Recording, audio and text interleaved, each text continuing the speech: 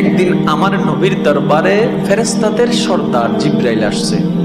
আমার নবী কথায় কথায় বললেন, ইয়া আখি জিব্রাইল, ও আমার ভাই জিব্রাইল, তোমার নাকি 600 ডানা আছে, 600 পাখা আছে। তো ইয়া রাসূলুল্লাহ, আল্লাহ তোমাকে 600 পাখা দিয়েছেন, তো তুমি কয়টা ব্যবহার করো? তো বেশি লাগে না, আসমান জমিন ডিউটি করতে একটা হইলে যথেষ্ট। মানে একটা দিয়ে চাপড় মারলে হয়ে আছে, বাকি 599 ব্যবহার করা লাগে। আচ্ছা, যার 600টা ডানা আছে তার শরীরটা কত?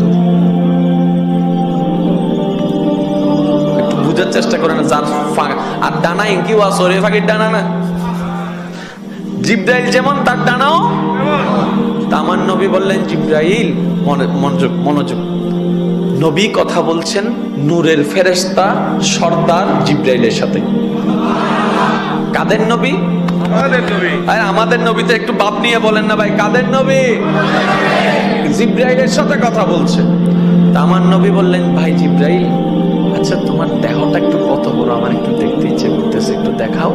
তখন জিব্রাইল বললেন, ইয়া রাসূলুল্লাহ, আমাকে ক্ষমা করবেন, আল্লাহ আমাকে যে বডিটা দান করেছে ওই বডির রূপটা নেওয়া যদি নিতে যাই পৃথিবী ছোট হয়ে যাবে, পৃথিবী ছোট হয়ে যাবে। আমি এটা এখানে খুলতে পারবো না, দেখাইতেও পারবো না। এটা যদি আপনি দেখতে চান আপনাকে আমার বাড়িতে যেতে হবে, মানে সিদরাতুল মুনতাহায় যদি যান তখন আমি আমার আসল রূপটা দেখাতে পারবো। এবার তো কথা শেষ। আল্লাহর হুকুম হলো, নবীর মেরাজের টাইম আসলো। ওরে আশেকরা আশেকের মতো করে বলেন না সুবহানাল্লাহ। আল্লাহর হুকুম হলো, মেরাজের সময় আসলো, জিব্রাইল খাদেম হিসাবে আসলো, বোরাক গাড়ি হয়ে আসলো, নবীর ঊর্ধ্বগমন শুরু হয়ে গেল। যেতে যেতে সিদরাতুল মুনতাহার ঘটনা আপনারা সবাই জানেন। জিব্রাইল গিয়ে থমকে গেল, ইয়া রাসূলুল্লাহ, আমার আর কোনো পারমিশন নাই যাওয়ার, আপনি যান।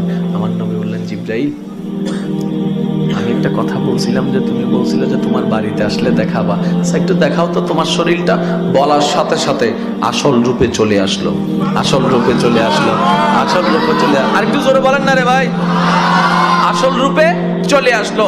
জিব্রাইলকে যখন নবীজি মাটিতে বলেছেন, জিব্রাইল বলেছে, আমি এখানে দেখাতে পারবো না ইয়া রাসূলুল্লাহ, আমার বাড়িতে যেতে হবে, আমার দেশে যেতে হবে।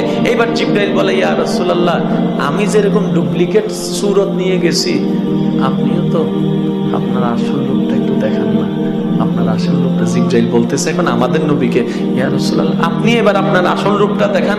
এবার আমার নবী কি বলছেন শুনুন, জিব্রাইল, তুমি যেরকম তোমার আসল রূপটা জমি